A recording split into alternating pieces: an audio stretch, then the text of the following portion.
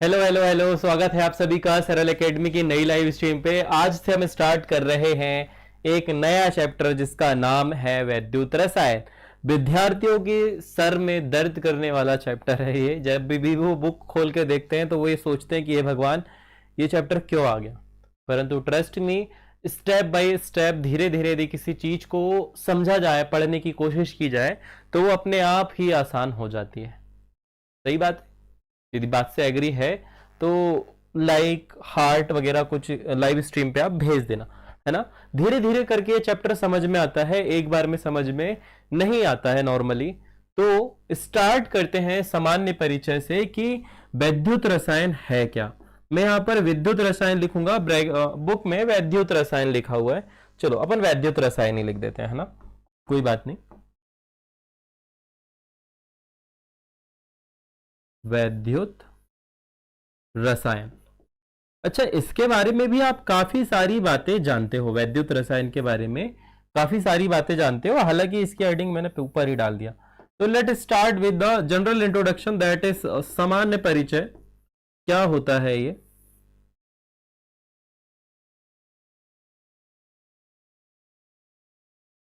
है ना। तो कहां से स्टार्ट करें? बिल्कुल बेसिक से स्टार्ट करते हैं। सामान्य परिचय बिल्कुल बेसिक से स्टार्ट करते हैं। आप सभी को पता है हमारे घर में जो इलेक्ट्रिसिटी है वो या तो नाभिकीय ऊर्जा से बन के आ रही होगी, या कोल ऊर्जा से बन के आ रही होगी, या फिर हम ये कह सकते हैं कि वाटर पे टरबाइन लगे होंगे, फिर इलेक्ट्रिक मोटर को घुमाया गया होगा, अर्थात यांत्रिक ऊर्जा को विद्युत ऊर्जा में बदला गया होगा। जो हमारे घर में अभी आ रही है वो ये तो नाभिकीय ऊर्जा के द्वारा आ रही होगी। मतलब बहुत सारे स्रोत होते हैं ना, जैसे कि नाभिकीय ऊर्जा को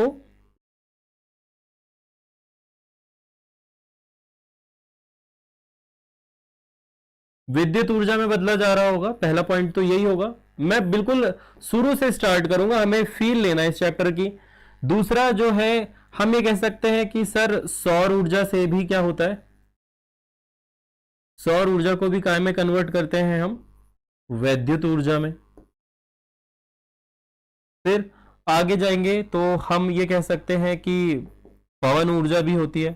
पवन ऊर्जा में भी टरबाइन की बात होती है। पवन ऊर्जा में भी क्या लगता है, विद्युत टरबाइन लगती है और वो घूमती है, अर्थात पवन ऊर्जा ऑलमोस्ट यांत्रिक ऊर्जा में बदलती है, फिर यांत्रिक ऊर्जा जो है विद्युत ऊर्जा में बदलती है। सेम टरबाइन वाला कॉन्सेप्ट जो है, हम जो गतिज ऊर्जा होती है, गतिज ऊर्जा को कैसे समझते हैं, जो पानी बहता है उसे यंत्र में टरबाइन में घुमाया जाता है तो वो यांत्रिक ऊर्जा वापस से विद्युत ऊर्जा में बदलती है। ठीक है। तो ये सारी चीजों में यांत्रिक ऊर्जा को कहीं ना कहीं उपयोग करके विद्युत ऊर्जा में बदला जा रहा है ना। परंतु विद्युत रसायन जो है वो इन सारे कॉन्सेप्ट से थोड़ा सा डिफरेंट है। कैसे डिफरेंट है बेटा? तो यहां पर यह कहा गया है, यहां पर यह कहा गया है कि हम रासायनिक ऊर्जा को, रासायनिक ऊर्जा को विद्युत ऊर्जा में बदलेंगे, है ना। और वापस से इस वैद्युत ऊर्जा को, वापस से इस वैद्युत ऊर्जा को रासायनिक ऊर्जा में बदल देंगे, है ना।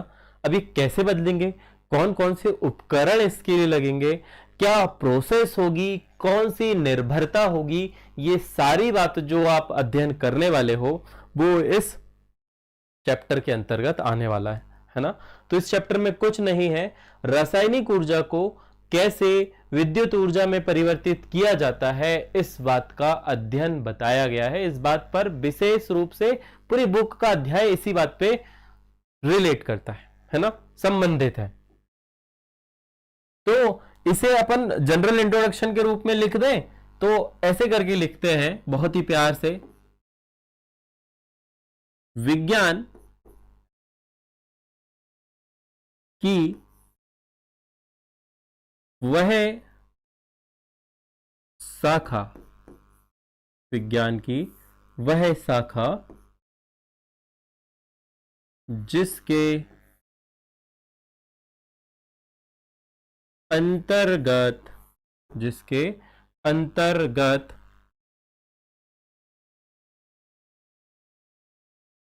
रासायनिक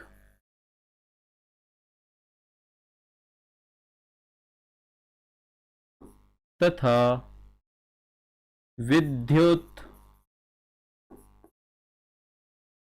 ऊर्जा के मध्य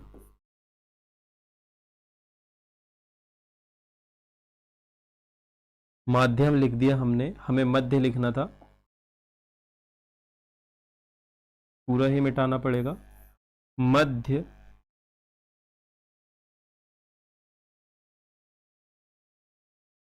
संबंधों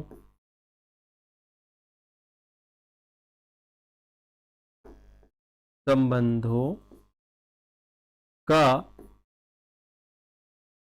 नोट्स भी बनाते चलना साथ साथ अध्ययन। क्यों चल रहा है भाई, ये बंद करो इसे। अध्ययन किया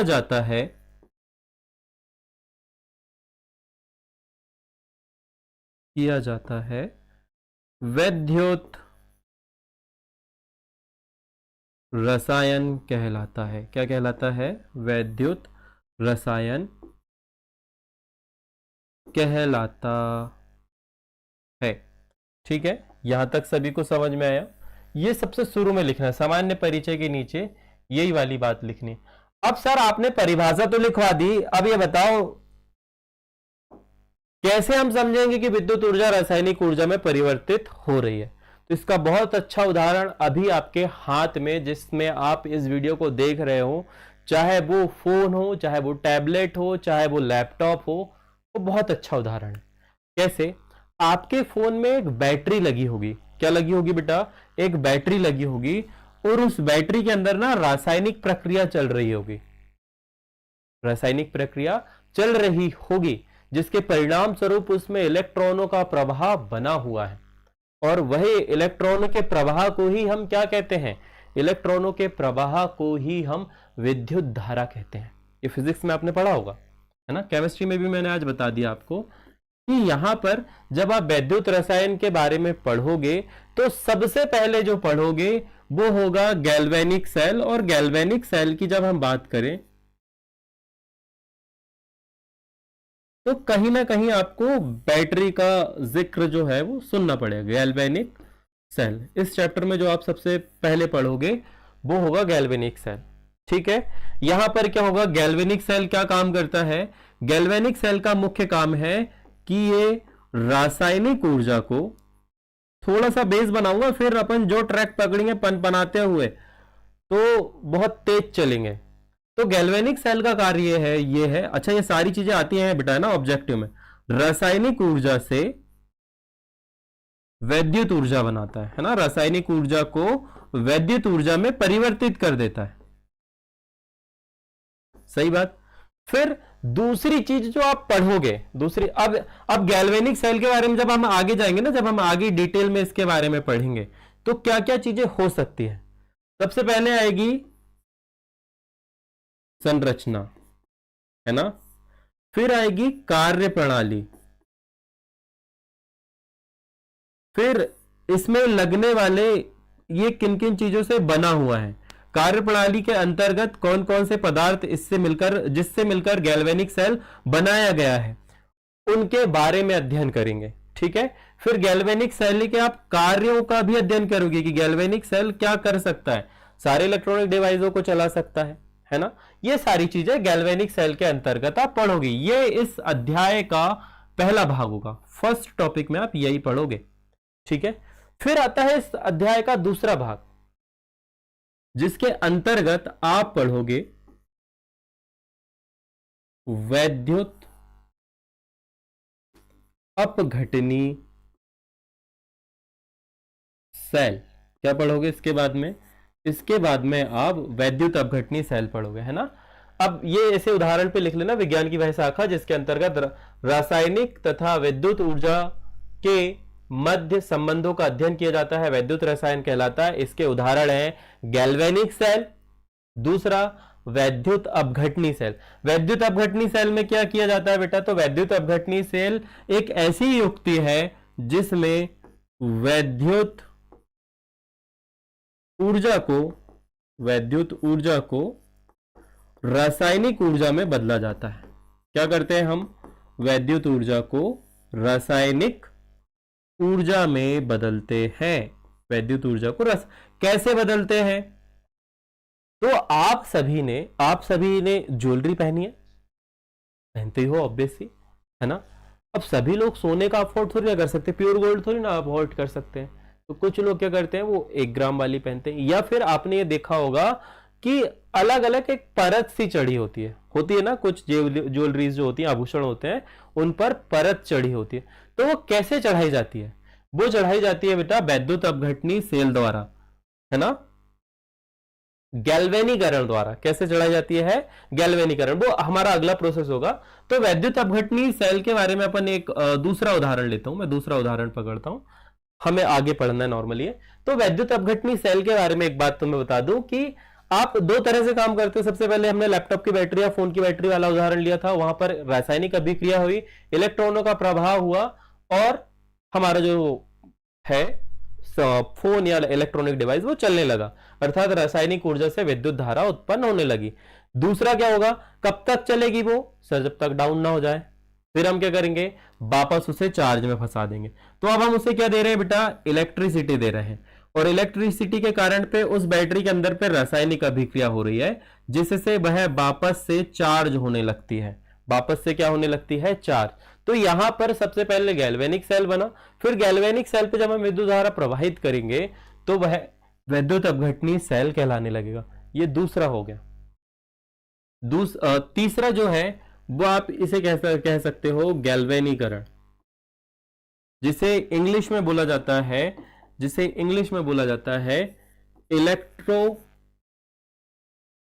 इलेक्ट्रोप्लेटिंग। क्या कहते हैं इंग्लिश में? इलेक्ट्रोप्लेटिंग। ये तीसरा उदाहरण है इस चैप्टर का, जहां पर हम क्या करेंगे? हम एक विलयन लेंगे, उस पे जो भी आभूषण जिसमें भी चढ़ाना होगा परत, हम उसे डाल देंगे, और विलयन को में उसके ऑक्साइड रहेंगे। तो जब हम धारा प्रवाहित करेंगे तो पता है क्या होगा? जैसे कि हमें लोहे पर कॉपर की परत चढ़ानी है, तो हम उसके लिए उपयोग में लेंगे इलेक्ट्रोप्लेटिंग की। और इलेक्ट्रोप्लेटिंग के लिए आपको 2 नियम पता होने चाहिए, जिसे दिया था फैराडे ने, और ये इंपॉर्टेंट है, ये परीक्षा में कई बार आते हैं। फैराडे के वैद्युत अपघटन के नियम लिखो। इलेक्ट्रोप्लेटिंग में फैराडे के वैद्युत अपघटन के नियम लागू होते हैं, जो कि इस चैप्टर का ही भाग है। ठीक है। अब थोड़ा सा आते हैं अपन कि कैसे रासायनिक ऊर्जा वैद्युत ऊर्जा में परिवर्तित होती है ना। इस पे हमें समझना है कि क्या हो रहा होगा उस सेल के अंदर पे, क्या हो रहा होगा एक्चुअली वैद्युत अपघटन में, होता क्या है ना, और क्यों होता है, इस पर बात करते हैं। तो यहां पर अपन बात करते हैं रासायनिक अभिक्रियाएं। क्या लिखोगे? रासायनिक अभिक्रियाएं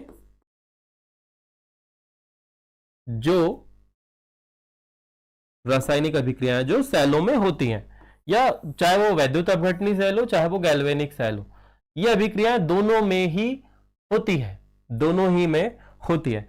सबसे पहली जो अभिक्रिया है उसका नाम है ऑक्सीकरण। सबसे पहली जो अभिक्रिया है, ये 11th में चैप्टर नंबर 7 में आपने पढ़ा होगा, रेडॉक्स अभिक्रिया के अंतर्गत सबसे पहली अभिक्रिया जो है उसका नाम है ऑक्सीकरण अभिक्रिया, है ना। और दूसरी जो अभिक्रिया है उसका नाम है अपचयन अभिक्रिया। दूसरा जो नाम है वह क्या नाम है बच्चा?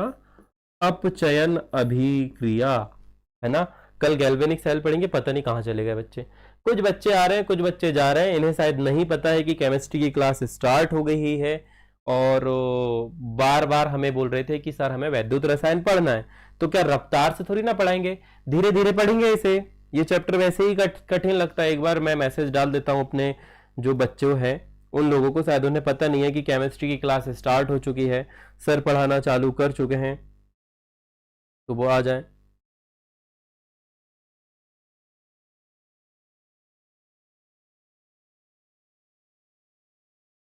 चलिए, हमने डाल दिया है, वैसे जो बच्चे आने होंगे वो आ जाएंगे।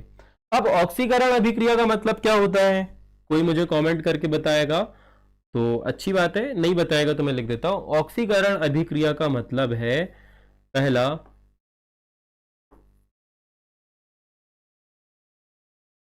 इलेक्ट्रॉन का त्यागना, इलेक्ट्रॉन का त्याग, या फिर दूसरे में आप लिख सकते हो इलेक्ट्रॉन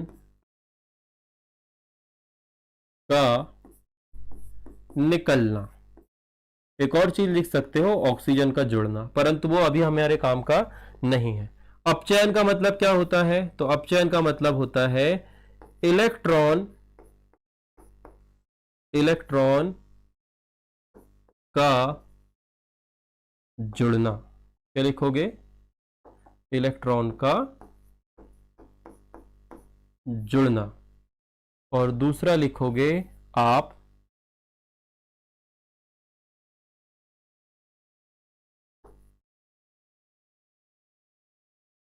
इलेक्ट्रॉन का ग्रहण होना।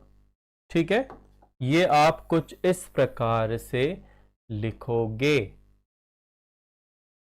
ये कहां होती है बेटा, ये दोनों अभिक्रियाएं कहां होती है, तो ये दोनों अभिक्रियाएं आप ये कह सकते हो कि गैल्वेनिक सेलों में भी होती है। क्या हो गया,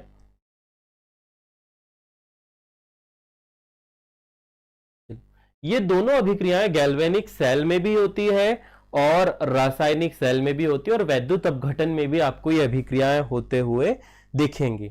ठीक है, अब कैसे होती है, क्या समझना है हमें, इस पर थोड़ी सी चर्चा कर लेते हैं, है ना। 1 मिनट का मुझे टाइम देना जरा। क्या हो गया बच्चों को, क्यों नहीं आ रहा है।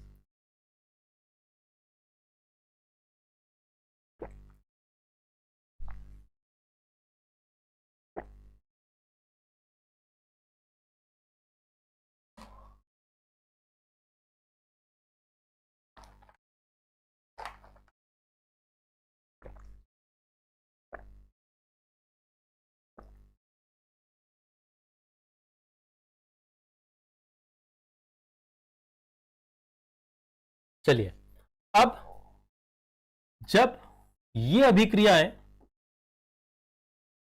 प्रत्यक्ष रूप से एक साथ होने लगती हैं, जब ये अभिक्रियाएं प्रत्यक्ष रूप से एक साथ होने लगती है, तो इन दोनों को कंबाइन करके बोला जाता है रेडॉक्स अभिक्रिया, है ना। क्या कहा जाता है, रेडॉक्स अभिक्रिया।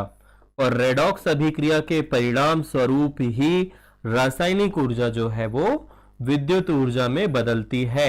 और ये कहां होता है, ये जो है ये होता है गैल्वेनिक सेल में। ये क्या कहां होता है बेटा, गैल्वेनिक सेल पे। अब बात करते हैं नेक्स्ट टॉपिक, हमारा नेक्स्ट टॉपिक जो है वो है गैल्वेनिक सेल। थोड़ा सा ही डिस्कस करेंगे आप।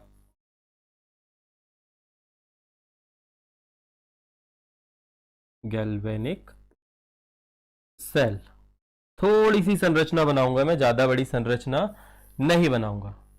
देखो, ध्यान से देखो क्या होता है गैल्वेनिक सेल। क्या हमारे पास में शेप है,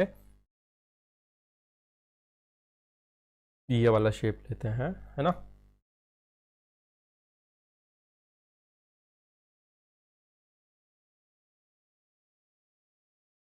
ये हमने एक पात्र लिया, इसको जरा सेलेक्ट कर लो यहां से ऐसे, और इसके मार्क्स हटा देते हैं। ठीक है, ये हट गया। और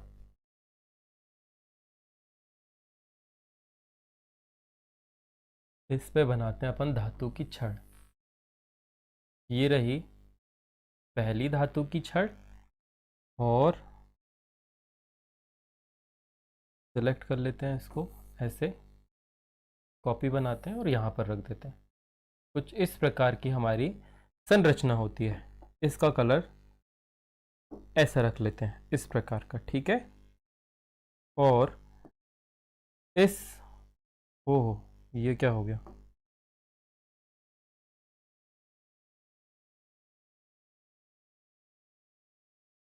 हमें इसका कलर कॉपर के जैसे रखना था, ठीक है। अब हम दूसरा लेते हैं और यहाँ पर कुछ विलयन जैसा पदार्थ भर देते हैं ऐसा। इसके पहले आपने विलयन चैप्टर पढ़ा होगा। ये एक पात्र है जिसके अंदर पे हमने क्या भर दिया है, जिसके अंदर पे हमने पदार्थ भर दिया है, द्रव्य भर दिया है। क्या भर दिया है बेटा, द्रव्य भर दिया है, ठीक है। इस प्रकार से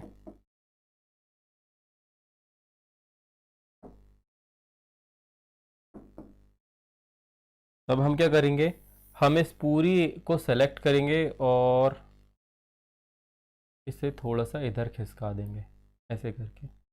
इसकी कॉपी बन सकती है क्या, वेरी गुड। ऐसे करके इसकी एक कॉपी हमने तैयार कर ली। अब हमें कुछ चीज़ें मिटानी पड़ेंगी, जिसमें पहला नाम इनका आएगा, इसे डिलीट कर दो और सॉरी इसे रहने देते हैं। इसे सेलेक्ट करते हैं और इसका कलर जो है वो वाइट कर देते हैं, ठीक है। और हमारे पास में कौन सा शेप है, कोई यू नली का शेप है क्या, नहीं है। चलो तो वो मैं पेन से बना देता हूँ। इसे अपन ऐसे करके जॉइंट लगा देते हैं, ठीक है। इस प्रकार से आपकी संरचना होती है। तो यहां पर ये वाली जो छड़ है ये धातु की छड़ है और ये Zn की होती है। और ये वाली जो छड़ है ये कॉपर की छड़ है। काय की छड़ है, एक Zn की छड़ है, एक कॉपर की छड़ है। कॉपर हल्का सा येलो ऑरेंजिस कलर का होता है, तो वो मैंने यहां पर आपको बता दिया। ये जो यू टाइप की नली है इसे बोला जाता है लवण सेतु। इसे हम क्या बोलते हैं, लवण सेतु। भैया ये क्यों बंद हो गया यार, काहे लॉक हो गया, ये क्या दिक्कत हो गई, लाइव स्ट्रीम नहीं चल रही है क्या, लाइव स्ट्रीम तो चल रही है। अच्छा ये पॉज हो गई थी। गुड इवनिंग बेटा, गुड इवनिंग। तो इस प्रकार से आपकी संरचना है। अच्छा ये जुड़ा हुआ दिख रहा है ना।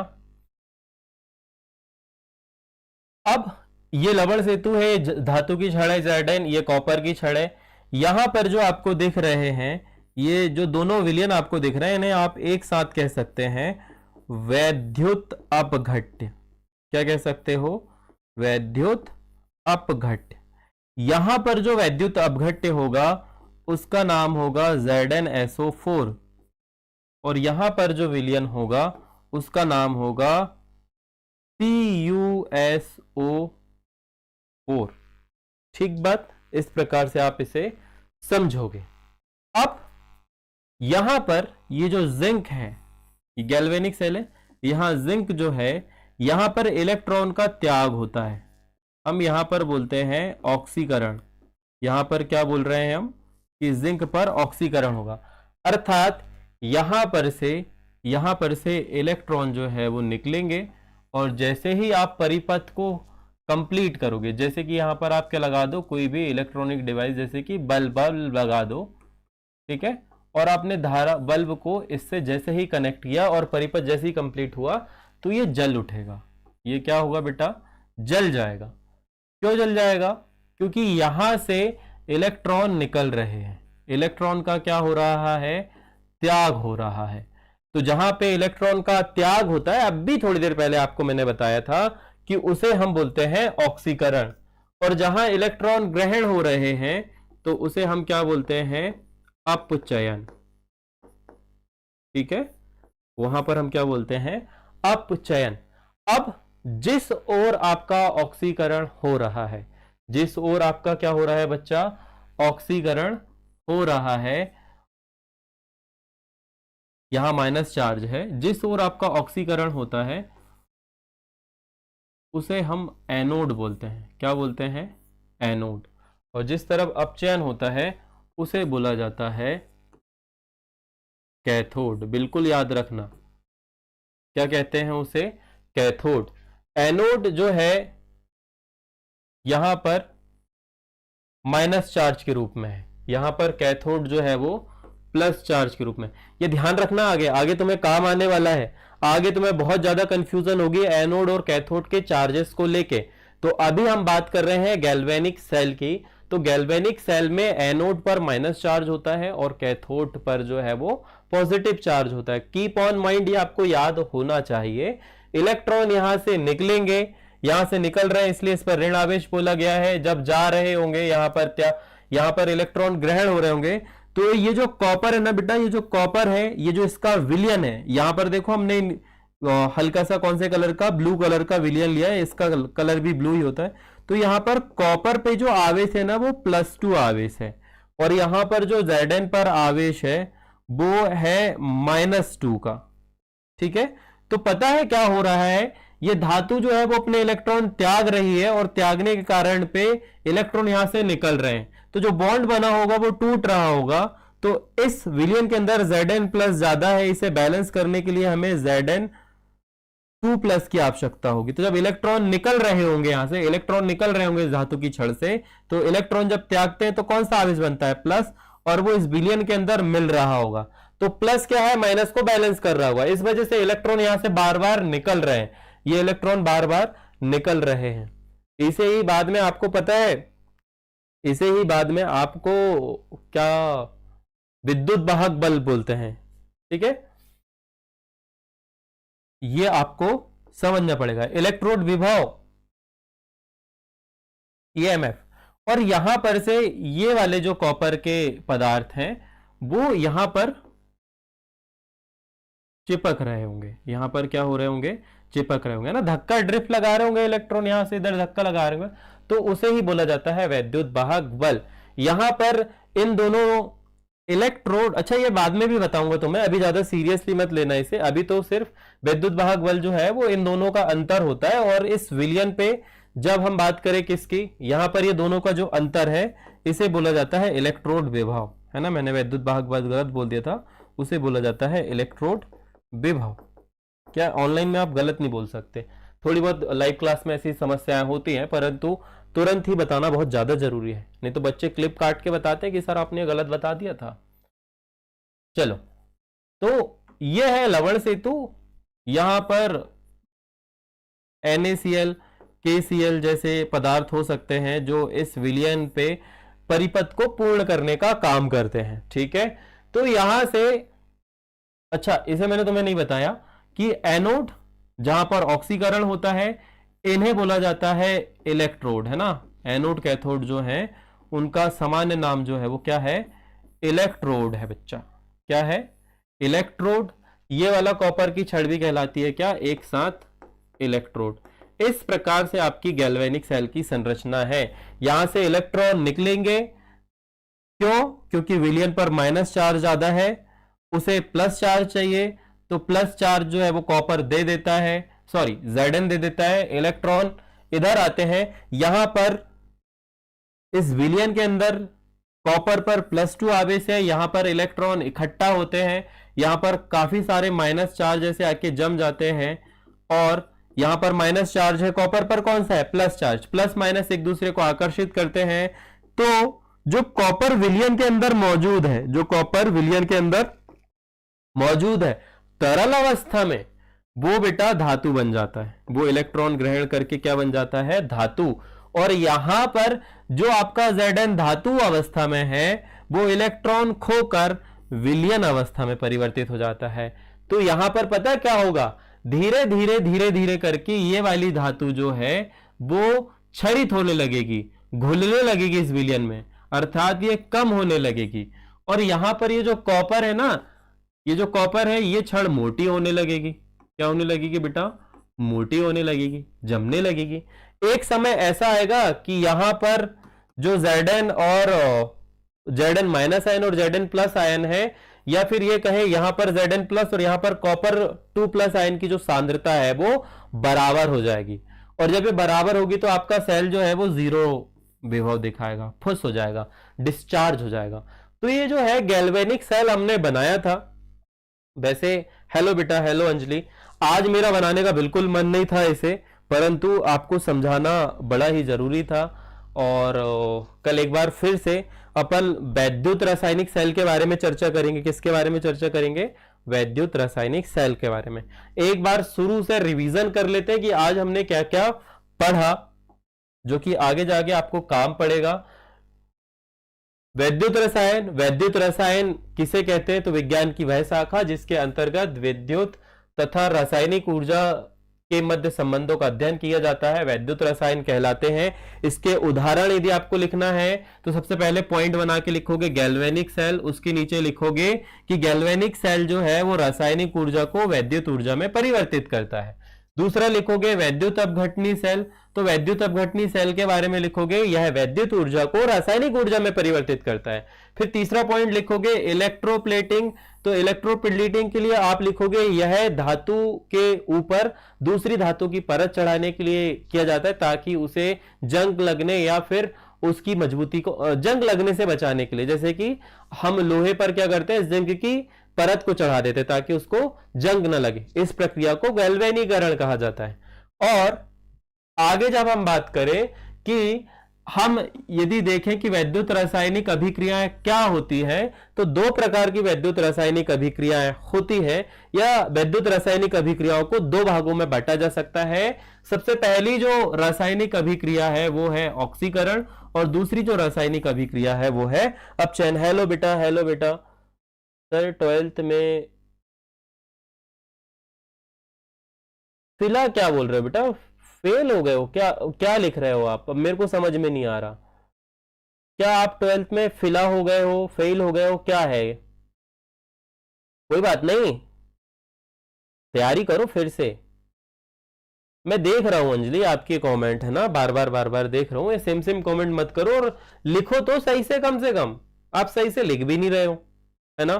आप फिला लिख रहे हो, फेल लिख रहे हो। I don't know what is the correct sentence, तो प्लीज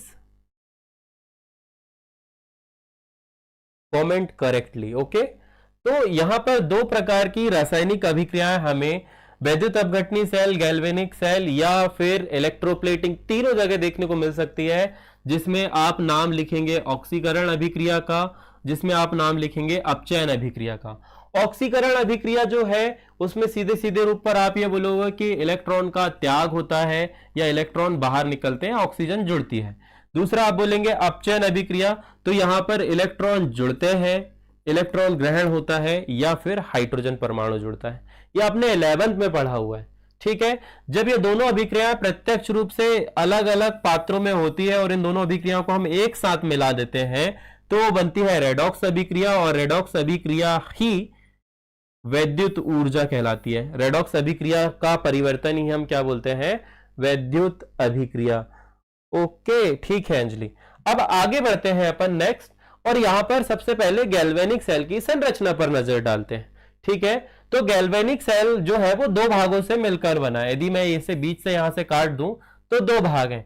सबसे पहला वाला भाग जो है, ये वाला अर्ध भाग, ये वाला अर्ध भाग, यहां पर जो होता है वो होता है ऑक्सीकरण। यहां पर जो होता है वो क्या होता है? ऑक्सीकरण। कल वैद्युत अपघटनी सेल भी समझाएंगे। और यहां पर जो होता है वो होता है अपचयन। क्या होता है बच्चा? अपचयन। जब ये दोनों एक साथ होते हैं तो उसके परिणाम स्वरूप हमें रासायनिक ऊर्जा से वैद्युत ऊर्जा देखने को मिलती है। जैसे कि यहां पर आपने क्या देखा था, ये जो भाई साहब बल्ब है ये जल उठे थे, है ना। यदि आप यहां पर कोई भी इलेक्ट्रॉनिक डिवाइस लगा दो तो वो जल जाएगा, क्योंकि इलेक्ट्रॉनों का प्रवाह इस ओर हो रहा है, और इलेक्ट्रॉन प्रवाह के विपरीत को दिशा को ही हम विद्युत धारा की दिशा कहते हैं। सही बात है, यहां तक सभी को क्लियर हुआ। ये क्यों हो रहा है? क्योंकि इन दोनों के मध्य विभव का अंतर है, जिसे हम इलेक्ट्रोड विभव के नाम से जानते हैं। यहां पर धीरे धीरे धीरे धीरे करके जिंक की जो परत है वो छरने लगेगी, कम होने लगेगी, ठीक है। क्यों कम होने लगेगी? कि यहां पर जो Zn-SO4 है, यहां पर Zn की जो ऑक्सीकरण संख्या है वो -2 है। अब -2 को यदि हमें बैलेंस करना है तो +2 देना पड़ेगा। तो पता है क्या होगा, ये Zn जो है वो यहाँ पे इस विलियन के अंदर पे काफी सारे Zn2+ आयन देते जाएगा। चल रही नहीं चल रही है, क्या कहानी है? चल रही नहीं चल रही है, क्या कहानी है? तो पता चल जाएगा। Let's wait. यहाँ पर बोल रहा है please connect your encoder to view the live stream. चलो, कुछ एरर आ गई थी बच्चा, है ना, लाइव स्ट्रीम में कुछ थोड़ी सी दिक्कत आ गई थी, तो इस वजह से मुझे बताना पड़ा। चलिए, सारा एक सा कलर हो गया है, अलग कलर करना पड़ेगा, ये दो भाग हो गए, ठीक है। ये इलेक्ट्रॉन प्रवाह की दिशा है, ये विद्युत धारा की दिशा है। तो रखे रखे सेल अपने आप डाउन नहीं होते, जब हम उनका प्रयोग करते तभी होते हैं। कुछ एक्सेप्शनल केस में हो सकता है बच्चे, ठीक है, तो वो भी अपने आप नहीं होते। वायुमंडल में उपस्थित गैसें आयनें उन्हें मिला के धीरे धीरे करके डाउन ही कर देती, रखे मतलब जब तक उनका परिपथ कंप्लीट ना हो, वो किसी भी माध्यम से हो सकता है, ठीक है। जैसे आपने जमीन में फेंक दिया तो वो सारे जो है वो जमीन के अंदर चले जाते हैं इलेक्ट्रॉन। तो यहां पर आपके इलेक्ट्रॉन्स जो है वो आए। अब यहां पर जो विलियन है कॉपर पे, उस पर 2+ आयन है, ये 2+ विलियन पे जो आयन है वो उस इलेक्ट्रॉन को ग्रहण करेंगे और यहां पर छड़ के आसपास जो है वो जम जाएंगे। इधर की छड़ घुलती है, इधर की छड़ जो है, इधर की छड़ में जो विलियन के अंदर Zn+ है वो निकल के कहां चिपक जाते हैं, इस इलेक्ट्रोड यानी कॉपर की छड़ पर चिपक जाते हैं। तो इधर इस ओर होता है अपचयन, इस ओर होता है ऑक्सीकरण, दोनों एक साथ मिलकर रेडॉक्स, और उसी से विद्युत धारा बनती है। इसका काम है परिपथ को कंप्लीट करना। यदि दोनों अलग अलग हैं और ये नहीं है, तब भी सेल का परिपथ कंप्लीट नहीं होगा, और ये इन दोनों के बीच आयनों की सांद्रता को बनाए रखता है। ये इसका काम है गैल्वेनिक सेल के अंतर्गत। इन धातु की छड़ों को इलेक्ट्रोड कहा जाता है, ये मैंने आपको बता दिया। गैल्वेनिक सेल में कैथोड पर पॉजिटिव चार्ज होता है और एनोड पर जो है वो नेगेटिव चार्ज होता है, ठीक है। एनोड पर ऑक्सीकरण होते हैं, कैथोड पर अपचयन होते हैं, ये बात याद रखोगे। आवेश में अभी तुम्हें आगे बहुत ज्यादा समस्या होगी, इस वजह से बार बार इस बात पर प्रकाश डाला जा रहा है। कल हम यहां पर जो अभिक्रिया हुई, कल एक बार, वैसे तो गैल्वेनिक सेल जब मैं पढ़ाऊंगा आप लोगों को, ये जनरल इंट्रोडक्शन था, परंतु अपन ने गैल्वेनिक सेल पढ़ लिए। चैप्टर की बात करें तो चैप्टर को जब यहां पर हम इलेक्ट्रोड विभव निकालेंगे ना बेटा आगे, तो यहां पर आपको नर्नेस्ट समीकरण देखने को मिलेगा, फिर कोलराउस का नियम देखने को मिलेगा, फिर वैद्युत अपघटनी सेल देखने को मिलेंगे, उसके अंदर फैराडे के नियम देखने को मिलेंगे, फिर बैटरी आएंगी। तो बैटरी के अंदर पे प्राथमिक बैटरी आएगी, फिर द्वितीयक बैटरी आएगी, है ना। तो इस प्रकार से आपको अलग अलग प्रकार का फिर संचारण भी देखने को मिलेगा, लास्ट वाला टॉपिक। तो ये पूरे चैप्टर का समावेश है। ऑलमोस्ट 10 से 15 दिनों में ये चैप्टर हम समाप्त कर लेंगे, जहां आपके तिमाही का सिलेबस जो है वो हम कंप्लीट कर चुके होंगे ना। एटलीस्ट ऑनलाइन तो अपन पढ़ चुके हैं। ऑनलाइन में जो बच्चा लाइव देख रहा है स्ट्रीम, बेटा आप लोगों को बता दूं कि लाइव क्लास जो है वो अभी के लिए पब्लिश है ना, परंतु जैसे ही एंड होगी आप लोगों को ये नहीं दिखाई देगी। सबसे पहले हमने पढ़ा है चैप्टर 6 जो कि है हेलो एल्केन और हेलो एरिन, ये हमारा हो चुका है। फिर उसके बाद में हमने पढ़ा था डी और एफ ब्लॉक, है ना। फिर उसके बाद में हमने पढ़ा था जैव अणु। फिर उसके बाद में हमने पढ़ा था क्या बोलते हैं हमारा उप सहसंयोजन यौगिक। और सबसे पहले हमने पढ़ा था क्या, विलियन। सबसे पहले हमने क्या पढ़ा था, विलियन। और अब हम पढ़ रहे हैं वैद्युत रसायन। तो ऑनलाइन में अभी हमारा चल रहा है वैद्युत रसायन। ये सारे चैप्टर हमारे हो चुके हैं कंप्लीट, है ना। तो इन्हें यदि आपको देखना है तो आपके पास में दो प्लान है, एक 599 वाला प्लान है और एक 1249 वाला प्लान है। अधिक जानकारी के लिए आप हमें कॉल या मैसेज कर सकते हैं, मैं सारी जानकारी आपको वहां पर दे दूंगा। यहां पर अपन पढ़ाई की बात करते हैं। तो इतने सारे चैप्टर आपके हो चुके हैं ऑनलाइन, तो देखो फटाफट से। रोज लाइव क्लास आती है, रोज आओ, रोज पढ़ो। सब्सक्रिप्शन लेने की आवश्यकता नहीं है तो मत लो, पढ़ो पर रोज रोज फ्री पढ़ो, कोई दिक्कत नहीं, ठीक है। तो बस आज के लिए इतना ही। कल गैल्वेनिक सेल और वैद्युत अपघटनी सेल के बारे में और थोड़ी सी विस्तृत जानकारी आपको दूंगा। जब ये हो जाएगी तो फिर अपन इलेक्ट्रोड विभव, विद्युत वाहक बल, इन सारे नर्नेस्ट समीकरण, इन सारे गणितीय कैलकुलेशन पर जाएंगे, ठीक है। डन। बहुत बहुत शुक्रिया आप सभी का जुड़े रहने के लिए सरल एकेडमी के साथ में। ये चैप्टर थोड़ा सा धीरे धीरे करके आएगा समझ में, ठीक है। 2-3 बार देखना, अपने आप समझ में आने लगेगा। तो ध्यान रखना अपना। राधे राधे।